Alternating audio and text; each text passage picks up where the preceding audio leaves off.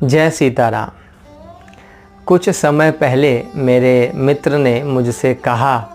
कि भैया हम लोग प्रायः तीर्थों में जाते हैं इस आशा से कि हमारे द्वारा जो भी पाप कर्म बने हैं उनसे हमको मुक्ति मिल जाए और हमारा अंतर जो निरंतर उन पाप कर्मों के कारण जला करता है वह शांत हो जाए, शीतल हो जाए। और ऐसा होता भी है, लेकिन बहुत लोग ऐसे भी हैं कि जिनकी स्थिति तीर्थों में जाने पर भी जस की तस ही बनी रहती है। और तब प्यारे साथियों मन में प्रश्न उठता है कि ऐसा क्यों होता है। और एक प्रश्न जो मन में बार बार प्रायः सभी आस्तिकों के उठता है वह यह कि जब हम लोग तीर्थों में जाते हैं उस समय हमें किन किन बातों का ध्यान रखना चाहिए, या तीर्थों में जाने का उसके सेवन का सही तरीका क्या है। तो प्यारे साथियों आज इस वीडियो में हम इसी विषय पर चर्चा करेंगे। तीर्थों का सेवन किस प्रकार करना चाहिए, इसके संबंध में जब मैं शोध कर रहा था, पढ़ रहा था, तब मुझे स्कंद पुराण में जो काशी का महात्म्य वर्णित है उस महात्म्य खंड में एक बड़ी ही महत्वपूर्ण बात देखने को मिली। एक श्लोक मुझे देखने को मिला जिसमें स्पष्ट रूप से यह उल्लेखित था कि यद्यपि तीर्थों का सेवन हम सब लोग करते हैं इस भाव से कि हमारे पाप कर्म नष्ट होंगे और हमें शांति मिलेगी, तथापि सबको उस तीर्थ सेवन का फल मिलेगा ही यह निश्चित नहीं है। क्योंकि स्कंद पुराण के अनुसार ऐसे लोग जो श्रद्धा से हीन हैं, दूसरे जो कि पापात्मा हैं यानी कि जिनकी प्रवृत्ति पाप में ही है ऐसे लोग, तीसरे वे लोग जो नास्तिक हैं जिनकी ना तो ईश्वर में ही कोई आस्था है और ना ही उनसे संबंधित किसी तीर्थों में ही, चौथे ऐसे लोग जो संदेहशील हैं यानी कि जिनको अगर शंकर जी भी आकर तीर्थों की महिमा बतावें तो भी उनका संदेह मिटेगा नहीं, जस का तस ही बना रहेगा। और पांचवें और अंतिम वे हैं जो कि हेतुवादी हैं यानी कि ऐसे लोग जो केवल और केवल हर काम में अपने स्वार्थ को ही देखते हैं। इस तरह आप देखें कि इन 5 प्रकार के लोगों को तीर्थों के सेवन का जो फल होता है उसकी प्राप्ति नहीं होती। अश्रद्धानः पापात्मा नास्तिको छिन्न संशयः हेतुनिष्ठश्च पंचैते न तीर्थ फल भागिनः। इसके विपरीत आप देखें कि जो संतोषी हैं,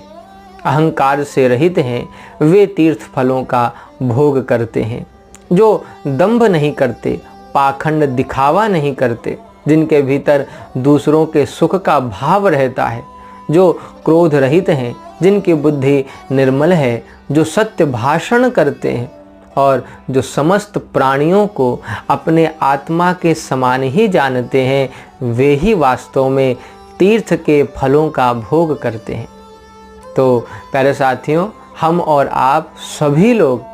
प्रायः तीर्थों में जाते ही हैं, उनका सेवन भी करते हैं, लेकिन प्रश्न यही उठता है कि क्या हम लोग इस प्रकार के भाव से भावित हैं क्या। मुझे लगता है कि इस पर हम सबको विचार करने की अत्यंत आवश्यकता है, क्योंकि तभी हम तीर्थों में जाने का जो वास्तविक फल है उसको प्राप्त कर पाएंगे।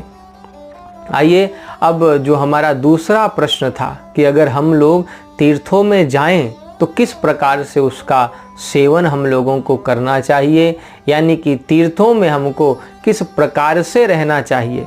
उस पर चर्चा करें। तो प्यारे साथियों आप देखें कि भारत भर में जितने भी तीर्थ स्थल हैं उन समस्त तीर्थों का संबंध एक तो भगवान से है और दूसरे उनके भक्तों से है। इसलिए आप विचार करें कि जब आप भगवान के समीप जाते हैं, उनके पास जाते हैं उनका पूजन आदि करने के लिए, तो आप किस प्रकार से जाते हैं। क्योंकि जिस प्रकार से शुद्ध हो करके पूरे मन से आप भगवान का और भगवान के भक्तों का सेवन करते हैं, ठीक उसी प्रकार से और कुछ उसी रीति से तीर्थों के सेवन का भी निर्देश है। जैसे जब भी आप तीर्थों में जाएं तो सबसे बड़ी और महत्वपूर्ण बात जो आपको स्मरण रखनी है वह यह है कि तीर्थ क्षेत्र भोग क्षेत्र नहीं है अपितु योग क्षेत्र है।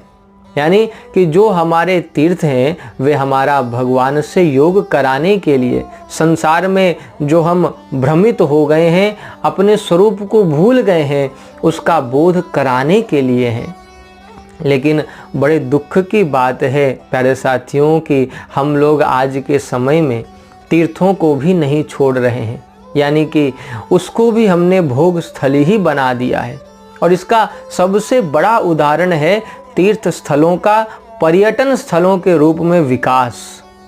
आप देखें कि आज आदमी तीर्थों में भी केवल अपनी दमित वासनाओं को ही पूर्ण करने के लिए जाता है, भगवान से जुड़ने के लिए, उनके भक्तों से जुड़ने के लिए नहीं।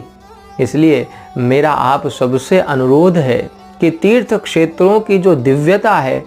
यदि आप उसको बनाए रखना चाहते हैं और उसकी दिव्यता का अनुभव अगर आप करना चाहते हैं, उससे लाभ लेना चाहते हैं, अपने जीवन में कुछ बदलाव अगर आप चाहते हैं, तो जब भी आप लोग तीर्थों में जाएं,